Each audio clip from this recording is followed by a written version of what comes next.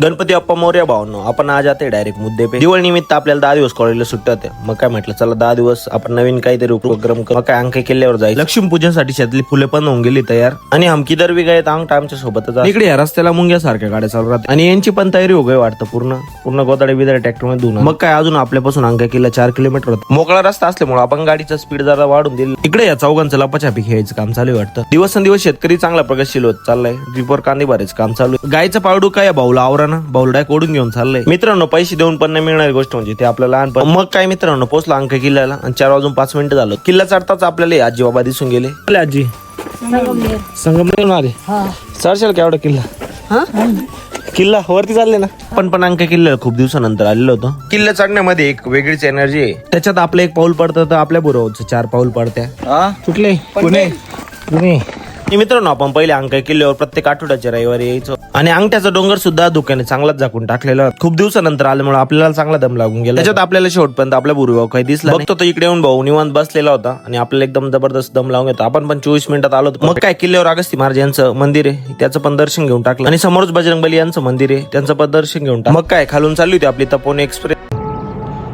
आणि आशा काय आहे की किल्ल्याच्या खाली कधीच जाती नाही किल्ल्यावरच चढ। मग काय आपण किल्ल्यावर रिटर्न होत होतो त्याच्यात आपल्याला आजी बाबा येताना दिसले। थोडं हा नाही हो